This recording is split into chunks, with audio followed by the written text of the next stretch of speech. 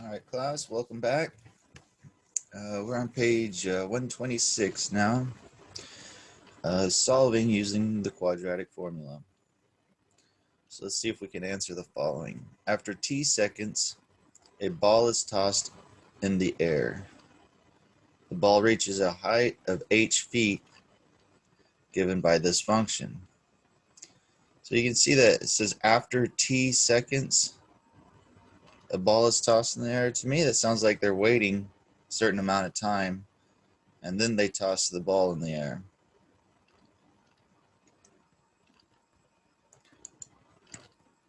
So let's see what they have for us. What is the height of the ball at 3 seconds? Well, h of t is giving us the height, right, at a given time. So at 3 seconds, we want to plug 3 into our function because it says t is in seconds. So we know we're plugging the right number in. So we got a 5 plus 144 times 3 minus 16 times 3 squared. So let's see here, 144 times 3 is 432. We got 3 times 3 times 16 is 144. So let's see, 432 plus 5 minus 144 is 293. And h here is in feet. So we always want to write our units, all right? So the height at 3 seconds is 293 feet. All right, what is the maximum height the ball will reach? Remember how to find the maximum height. You want to find the vertex, right? This thing's going to look something like that. It's going to have a point. And first we find the time where it has its maximum height. And that time is given by a negative b over 2a. All right. Let's see here. What is our a? Our a is a negative 16. And our b is 144. And our c is 5, right? So our negative b over 2a, this is going to tell us when it reaches its maximum height. Then we'll plug that result into the height formula to find what the maximum height actually is. So b is 144. A is a negative 16. 2 minuses go away. Let's see, we got 144 divided by 16. Divide that by 2. We get 4.5 seconds. So that's when it reaches its maximum height. So to find the maximum height, we need to plug 4.5 into the function.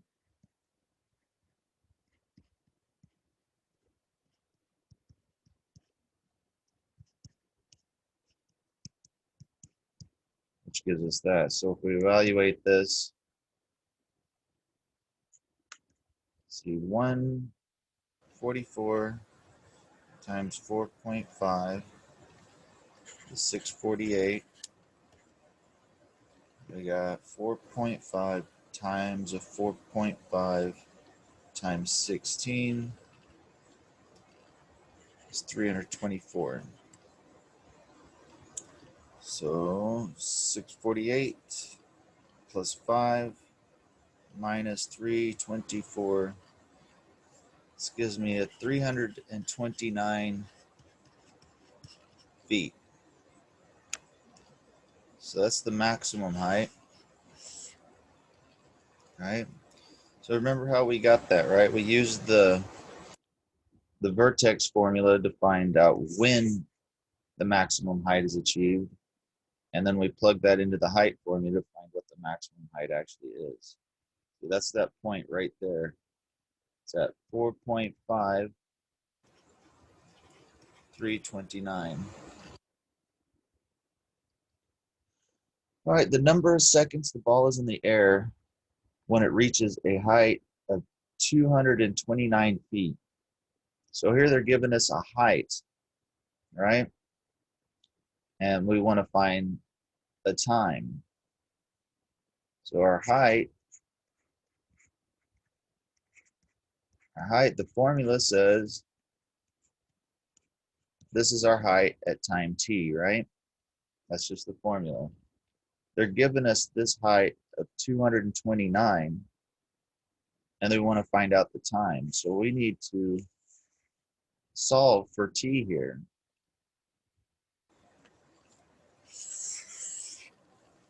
So we're going to need a little bit more space for this. It's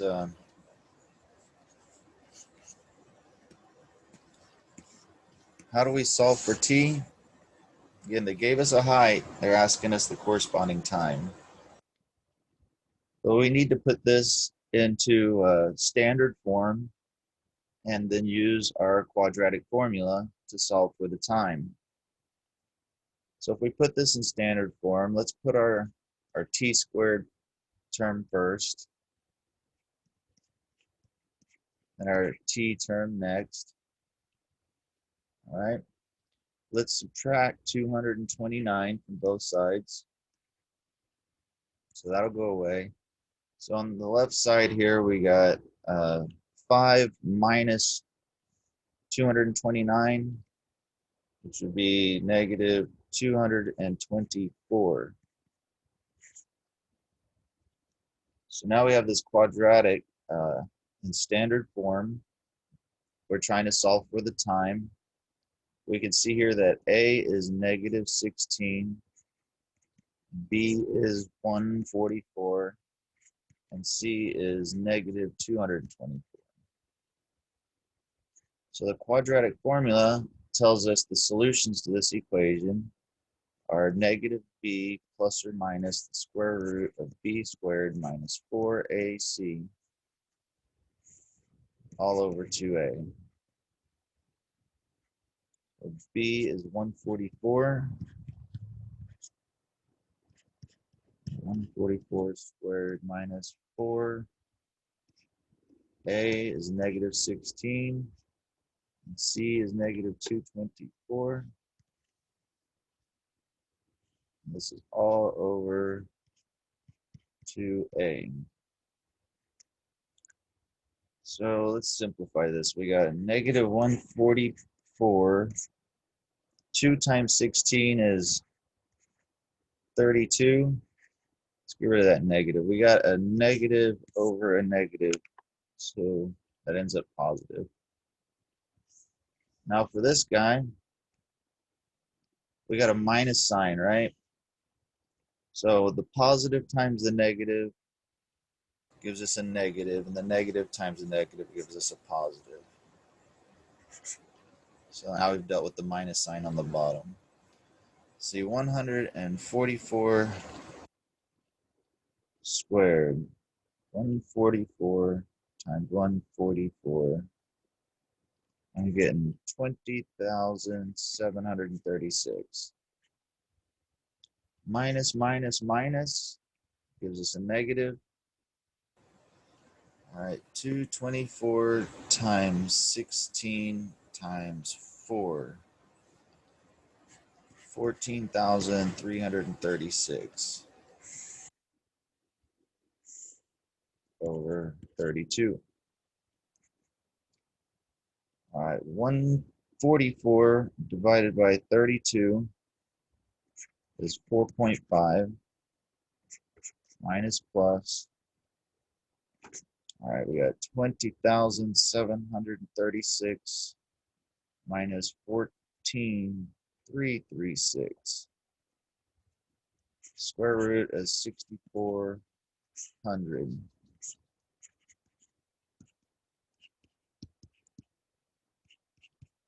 Square root of 6,400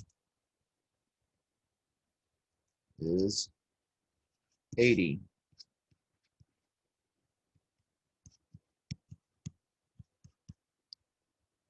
80 divided by 32 is a 2.5. So we got two solutions here. We got a 4.5 minus 2.5 and a 4.5 plus 2.5. So 4.5 minus 2.5 would be 2 at 2 seconds. And the other one would be 4, 5, 6, 7 seconds. Makes sense since this thing looks something like that. And they gave us a height of 229. There's going to be two different times, 2 seconds, 7 seconds, where the ball is at that height. Does that make any sense? Why we use the quadratic equation here? They gave us a height, and they wanted us to find the corresponding time. So we use our height formula, set it equal to the height they gave us, and then we solve this equation for the time. In order to do that, we put that equation, we rearranged it, put it into standard form so that we could pick out our A's, B's, and our C's. And we used our quadratic formula to plug in A, B, C. We got this big nasty beast. But that was just some basic arithmetic until we filtered it down to 2 and 7 seconds. Any questions about that?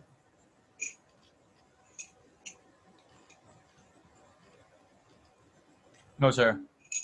I'm kind of getting better with the filling in with the formula now.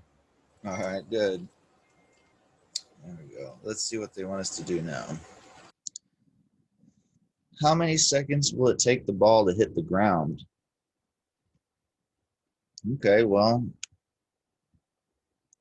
again, here's our height. This is our height formula. Oops, hold on. I hit the wrong button. I did it again.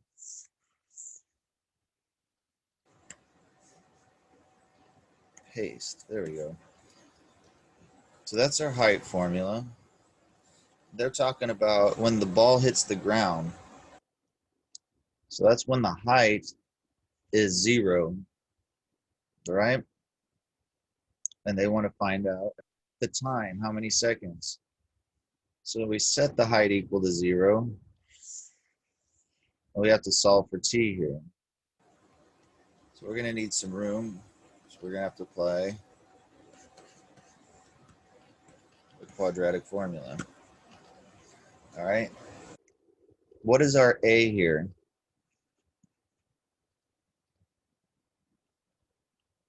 Negative 16. That's right. And our B? 144. 144. And our C? 5. Exactly. Well done. So our time, where the height is 0, is given by negative b plus or minus the square root of b squared minus 4ac all over 2a. So we got a negative 144 plus or minus the square root of 144 squared minus 4ac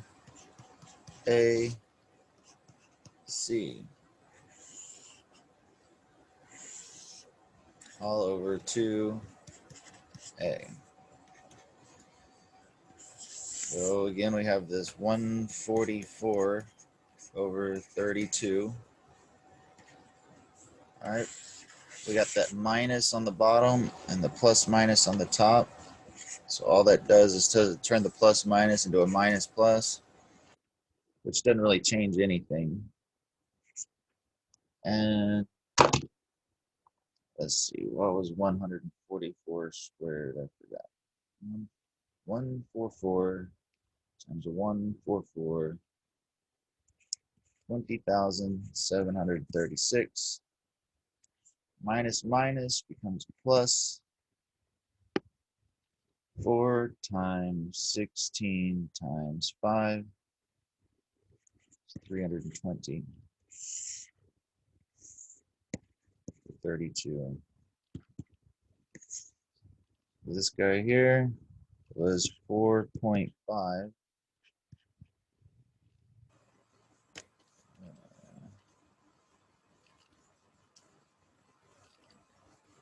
There you go, yeah.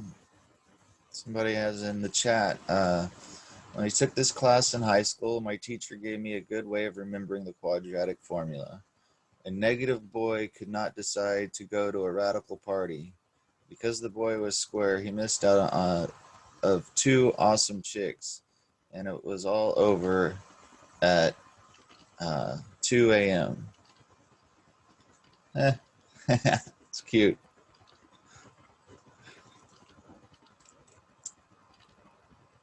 All right, see, 20,736 plus 320. All right, that gives us the square root of 21,056 over 32. So if we take the square root of that, we have 4.5 minus plus 145.12 over 32. 32. So this gives us 4.5 minus plus 4.53. So this gives us 2 solutions. One where we add, we have 9.03 seconds. And then the one where we subtract is 0.03 seconds.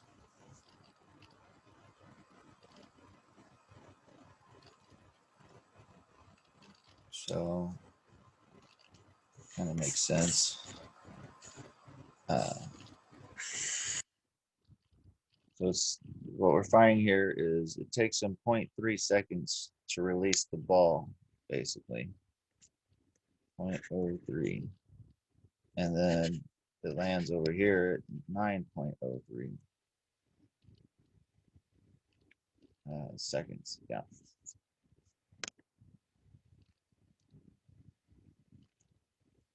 I'd assume that the ball was thrown at time 0, but I guess you can't always make that assumption, right?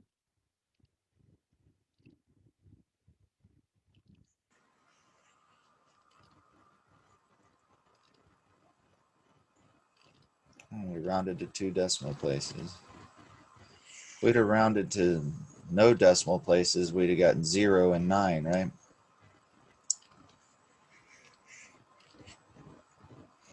All right, write a reasonable domain and range for this situation. All right, well, we just saw that as far as right and left goes, our domain, all right, we're concerned with these 2 times, in between these 2 times, the time when it leaves and the time when it lands on the ground. So for the domain, I'd say between 0.3 and 9.3. All right, so part E, the domain would be the times in between when it leaves the ground and when it lands back on the ground for the domain. The range, well, it starts off at 0. So So we're talking about our height. That is our range. So between 0 and whatever our maximum height was. Which was, where was it? Maximum height, part B, 329 feet.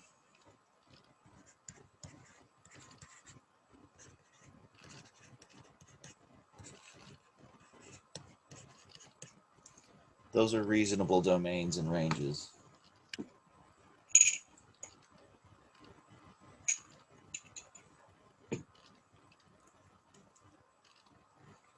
Questions?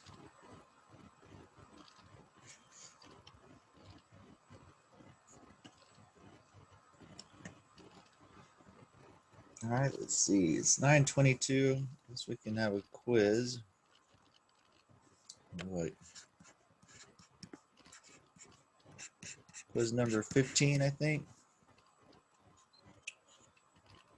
So let's see, 126.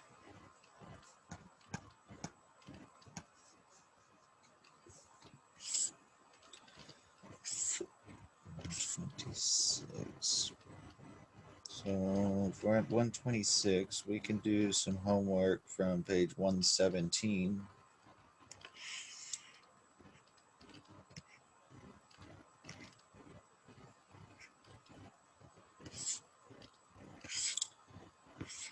Looks like it takes too long. Let's see.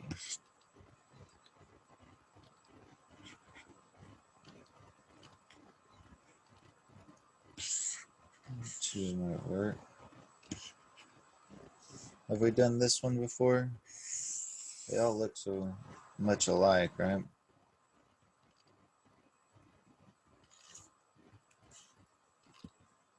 No, I don't think so. Do this one for number 1 then.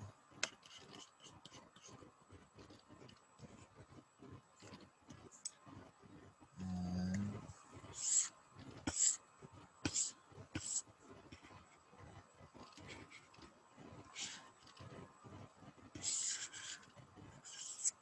tell you what, let's go back.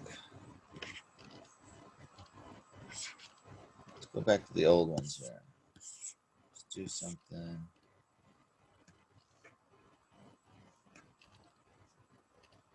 Where's my homework? It's on page 19.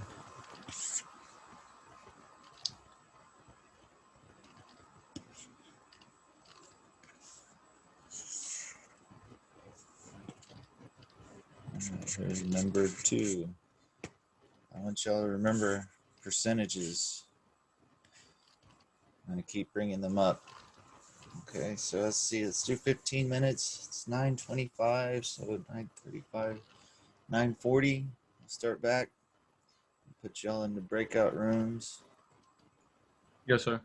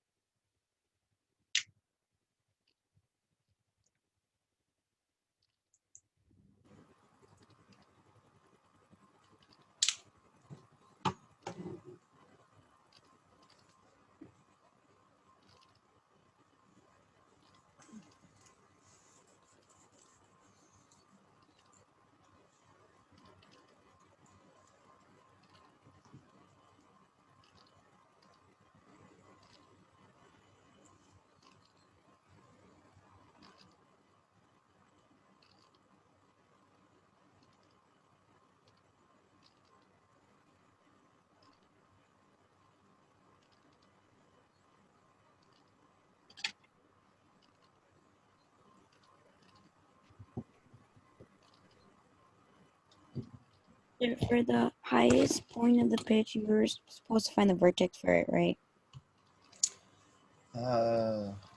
Yeah.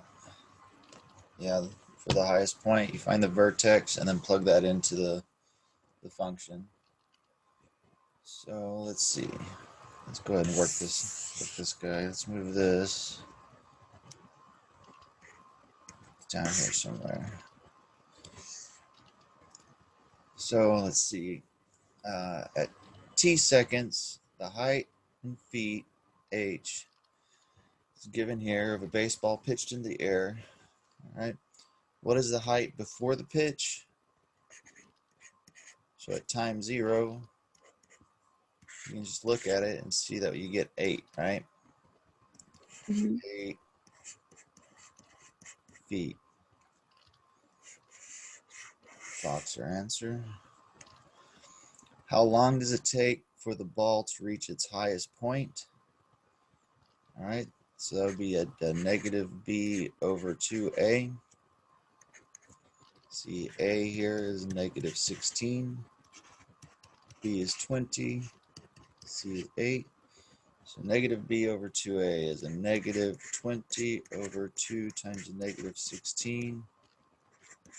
20 over 32, which is 20 divided by 32 is 0.625 seconds.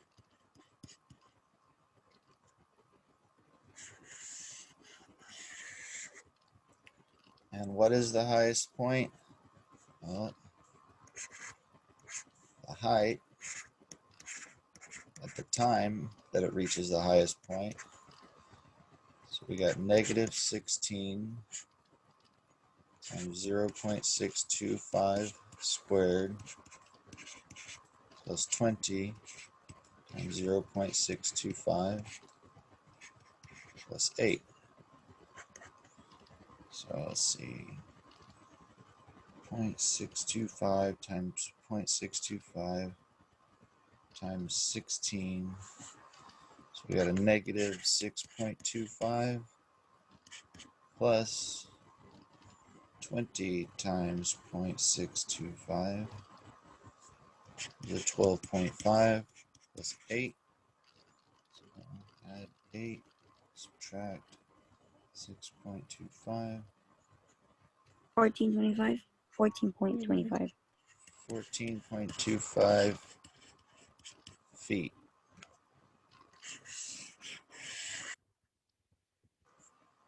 All right, does that make sense? Yes, sir. Thank you. And what about number 2 here?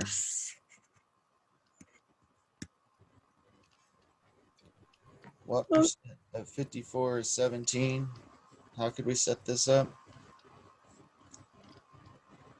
We'll just divide it. Yeah, I set it up like this. 54 times its percent is 17, right? Divide both sides by 54, right? And that tells us x is 0.31. 17 over 54. It's 0.31. 31 or 31%. Right, and you can always check your work, right? What percent of 54 is 17? We just take 54 and multiply it by 0.31 and make sure you get 17 back. Any questions about this quiz? No, sir. No, sir. All right, let's back to, I think we're on page 126.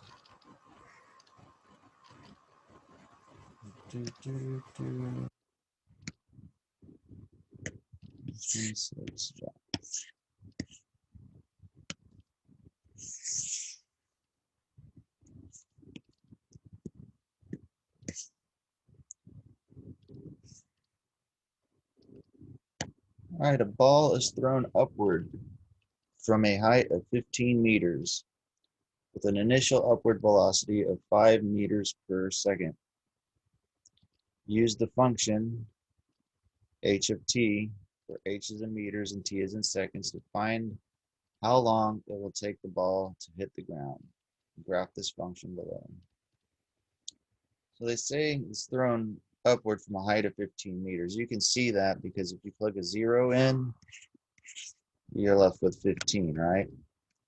So let's see. 1, 2, 3, 4, 5, 6, 7, 8, 9, 10, 11, 12, 13, 14, 15.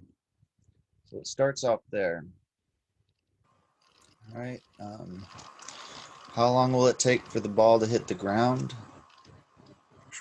Well, we have to set the height, which is given by, try that again, 4.9.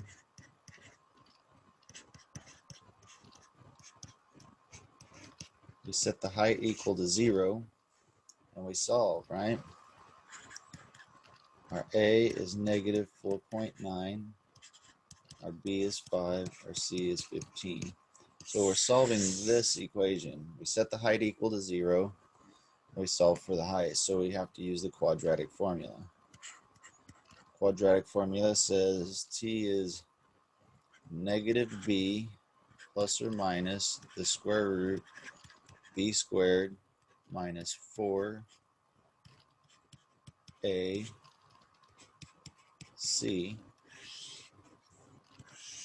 all over 2A.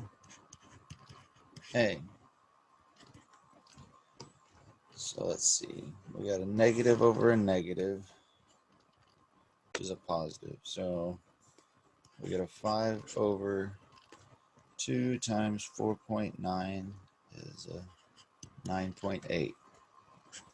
Plus or minus the square root 25. Minus minus is a plus. 4 times 4.9 times 15, 294, all over. All right, we got this minus here, right? And the plus minus, that just turns our plus minus into a minus plus.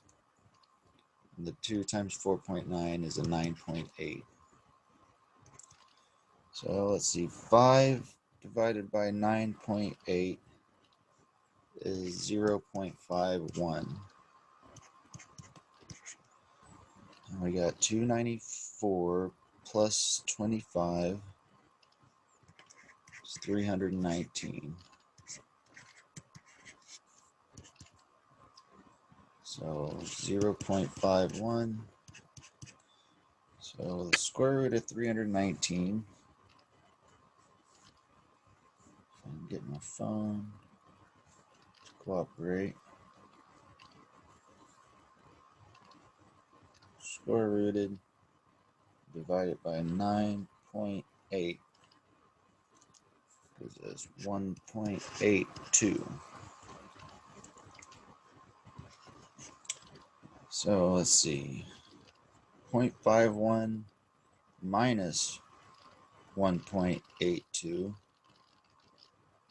is a negative 1.31 seconds, and a 0.51 plus 1.82 gives us 2.33 seconds. So these are the two times where the height is 0. So it's saying at a negative time, that would be like over here. So we throw that one out, right? Because it doesn't make sense to have a negative time, right? So at 2.33, so 1, 2, and a third is where we're going to have the maximum height. So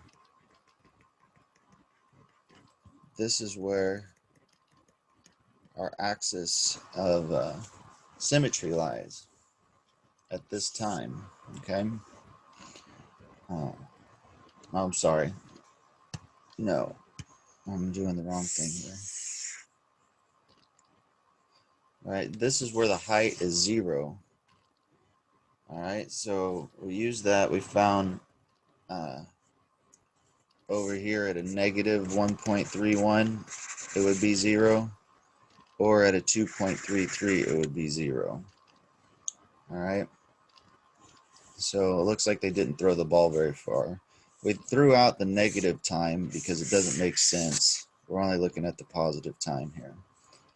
So this thing's going to look like this. Our height is 0 at time 2.33. And it's 15 at time 0.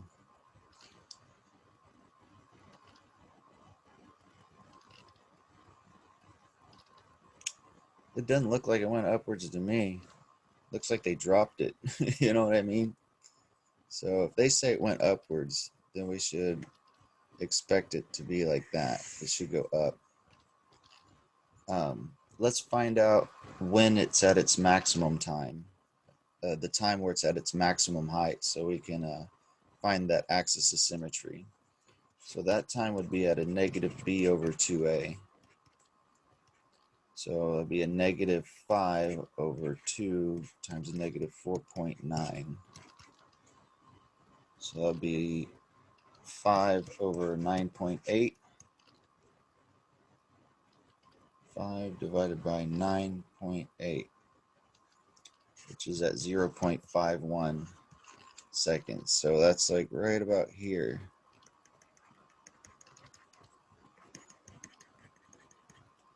All right, that's at 0.51. I should have broken this down. Instead of using one tick mark for 1 second, we should have used like, yeah, let's do that. Let's use 10 tick marks for 1 second. So 1, 2, 3, 4, 5, 0.51, and 6, 7, 8, 9, 10, 11, 12, 13, 14, 15, 16, 17, 18, 19, 20, 1, 2, 3. So if we use 10 tick marks to make a second, this would be at 2.33. So this is 0.51. It's going to look like that. Okay, that's a point on our graph.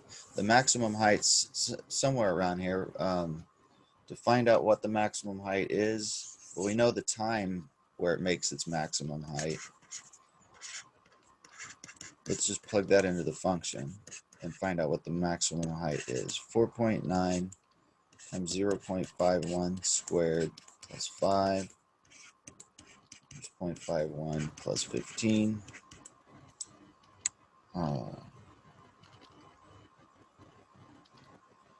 Let's see, times 4.9.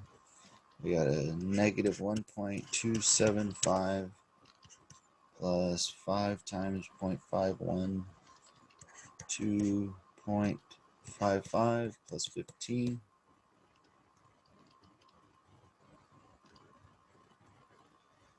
That gives us 16.275. So the maximum height occurs at 0.51 seconds, and it is a 16.275. So right about there, that's our 16.275. That's our maximum height. So this guy looks like that.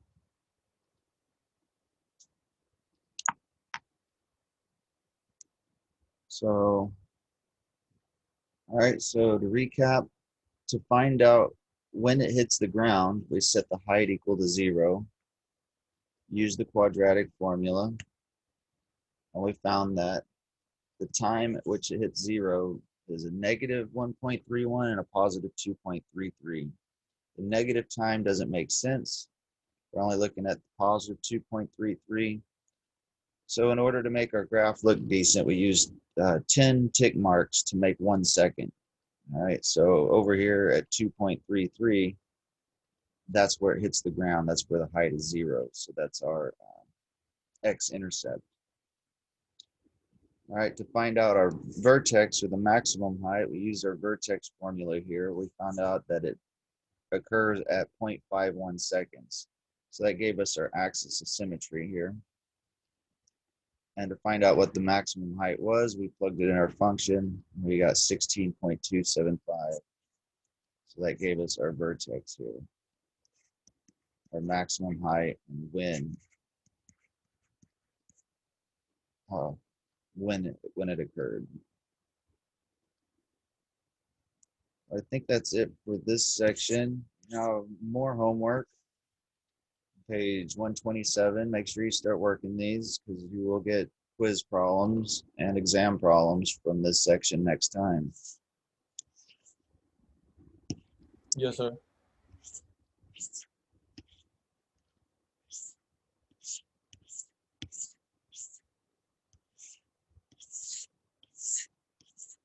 We've got quite a lot of them. So you'll be getting quiz problems from that section for quite a while. All right, we're now on page 131.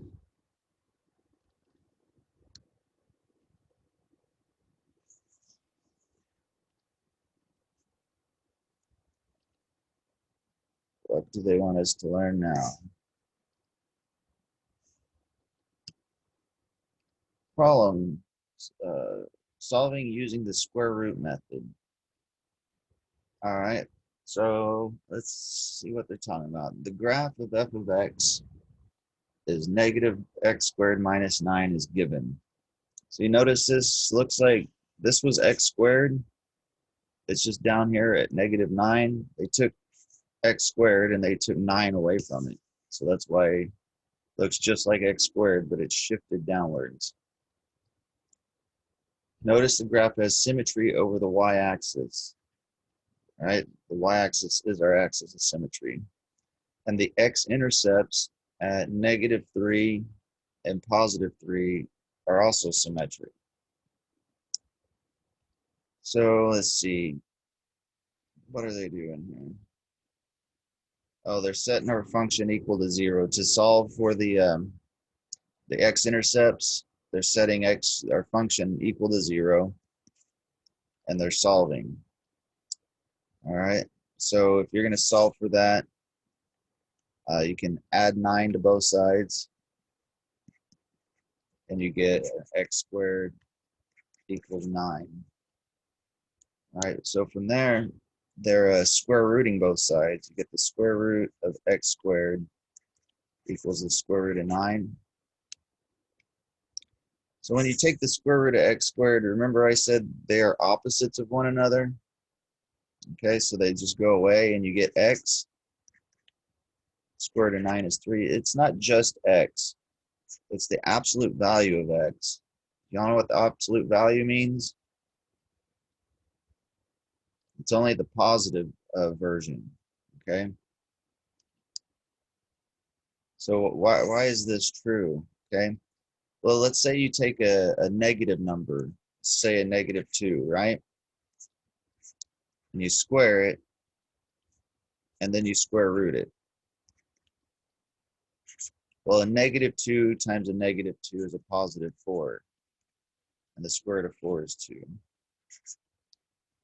But if you take a positive 2 and square it and square root it, right, you still get the square root of 4, which is also 2. See, it doesn't matter if you plug in the positive or the negative version, you still get the same thing back. All right? Yes, sir. See, both of these, right, give you, basically you got, they both give you the positive version. This is the absolute value of 2.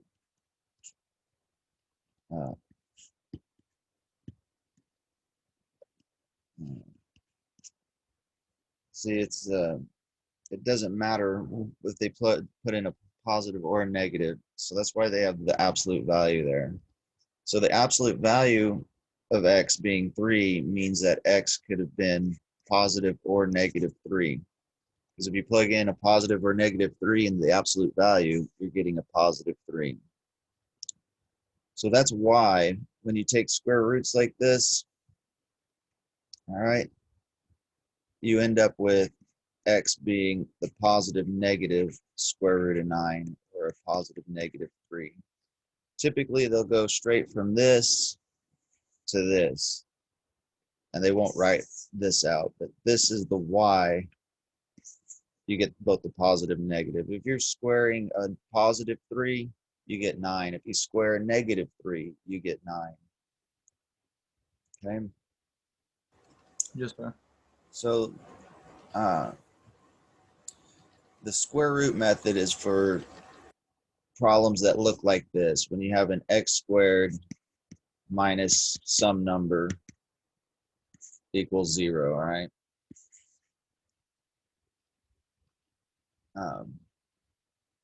You can also use the quadratic formula, all right? There's just no b here. All you have is an a and a c. But the quadratic formula will still work.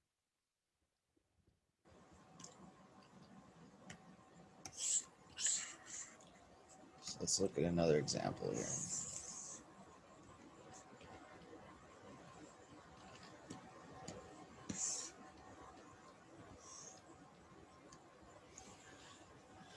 So let's see, we got a 9 minus 4x squared.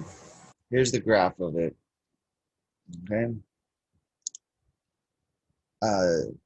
Remember x squared looked like this? Well, look, notice our x squared term here is negative now. So instead of being up like that, it's flipped upside down, right? And where you have this 9 added to it. So instead of being down here, it's shifted up 9. And this 4 here that you're multiplying the x squared by, right? And instead of being like this, all right, this 4 is stretching it vertically, which makes it skinnier, okay? So if we're setting this thing equal to 0, right, we would prefer to write it like this, okay? So what are we doing? We're subtracting 9 from both sides. So we got a negative 4x squared equals a negative 9. Multiplying by the minus 1. Dividing both sides by 4. We got an x squared equals 9 over 4. And then we're square rooting both sides. So we have the absolute value of x is the square root of 9 is 3, the square root of 4 is 2. So x is positive negative 3/2. So that's these 2 points are x-intercepts.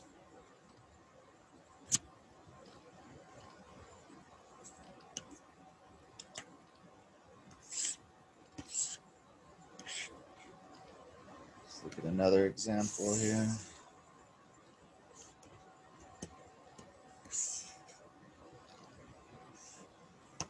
All right, x squared minus 12. Looks just like x squared, but it's moved down here. It's just been moved down 12 units. So if we're going to set this equal to 0 and solve, when we add 12 to both sides, we got x squared equals 12. Let's square root both sides. We get the absolute value of x equals the square root of 12. 12 is what? 4 times 3, right? The square root of 4 is 2 root 3. So what they're saying here is if you leave it as this 2 root 3, that's an exact answer. But if you plug it into your calculator, you're going to get 3.464. And then that's an approximation. So it's best to have your exact solution.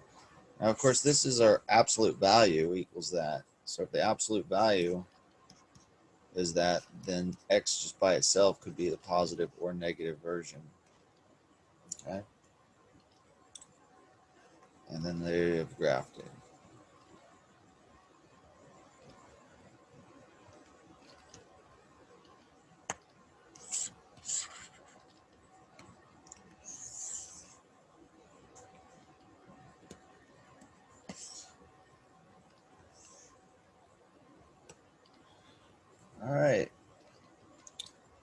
This looks just like x squared, but it's been moved up 4. It added 4 to x squared, so it moved up all the y values, increased by 4. It doesn't cross the x-axis, right? Notice if you try to solve for x here, set it equal to 0, you got an x squared equals a negative 4. So if you square root both sides, you get the absolute value of x. The square root of negative 4, right? The square root of 4 is 2. The square root of the minus 1 is I. So you got x is positive negative 2i. It's an imaginary number, both of them. So that's why you don't see it on your real number line, right? It's imaginary. So there are no intercepts. But if you think about it, plug in either one of these. If you take a 2i, square it and add 4, you should get 0, right? 2 squared is 4. I squared is a minus 1.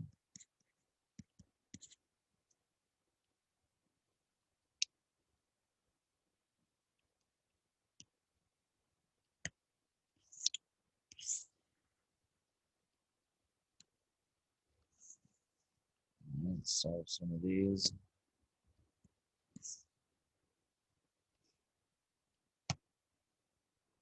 All right, solving using the square root method. Add 16 to both sides. Square root, we get the absolute value of x is equal to 4. So x is positive or negative 4. All right, add 100 to both sides.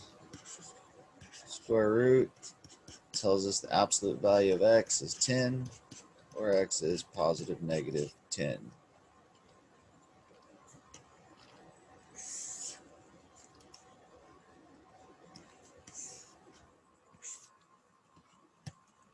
So x squared is negative 25. We square root, you get the absolute value of x. The square root of 25 is 5, and the square root of a minus 1 is I. So x is positive minus 5i. Over here, we subtract 7 from both sides. So we got x squared is a negative 81. Square rooting, we got the absolute value of x.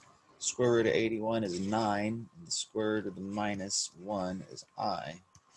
So x is positive negative 9i.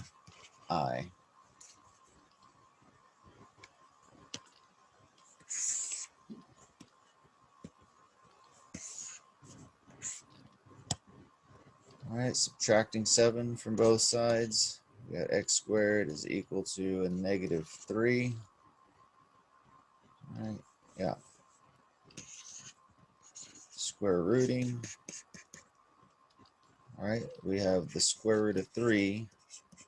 All right, the minus sign gives us the I, and then we just leave the root 3 alone because we can't do anything with it. So x is positive or negative square root of 3i. For here, if we add 4 to both sides, we got x squared equals minus 1. Square rooting, absolute value of x is I, or x equals positive negative I. Okay. Any questions about these so far?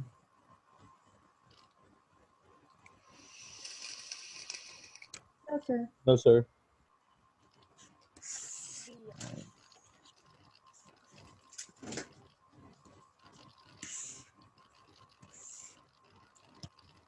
Do a couple more here. See, let's divide both sides by 6. So we got x squared equals, see, 90 divided by 6. We can divide the top and the bottom both by what, 3, right? 90 divided by 3 is 30. 6 divided by 3 is 2. right? Okay, so 15, right? We're looking at x squared equals 15. So if we square root both sides, the absolute value of x is the square root of 15. Let's see, we can't do anything with that. That's a 3 times 5, right? So we can't reduce it. So x is positive negative square root of 15. This guy over here, let's see. Subtract 99 from both sides. Multiply it by -1. We got x squared is 99 over 4. The square root, both sides, we got absolute value of x equals square root of 99 over the square root of 4. So x equals positive negative. See the square root of 99. What is the square root of 99? Let's see what we can do with that. 99 is 3 times 33, right? So 3 times 3 times 11, right? 3 times 3 is 9 times 11 is 99. Or 3 times 11 is 33 times 3 is 9. Square root of 4 is 2. So 3 squared there, we got a 3 times the square root of 11 over 2.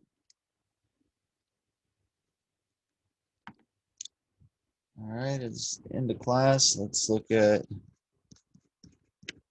exam number 15.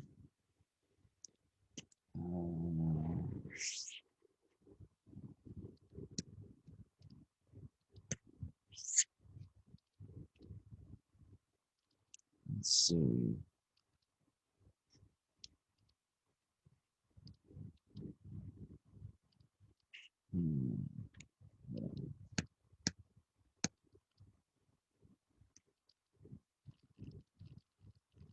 Let's go back to the old ones. Let's see here.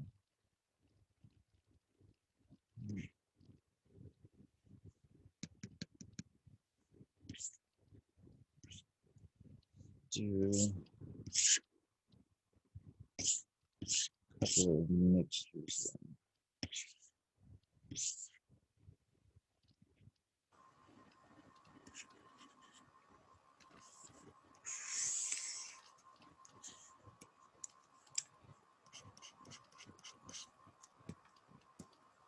So number 1.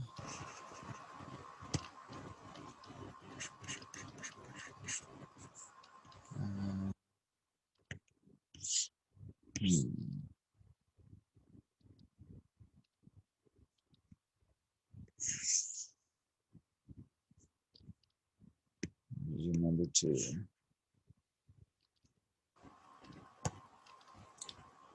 All right, so you have till midnight tonight. I want to make sure y'all have these percentages and stuff mastered, by the end of the semester. Remember, you have the tutoring lab you can always utilize. All right, so you should always make hundreds on all your exams. Yes, sir. All right. So I will see y'all Wednesday. Yes, sir. Thank you. Have a Hey. good day. Have a nice day, sir. Thank you. Absolutely.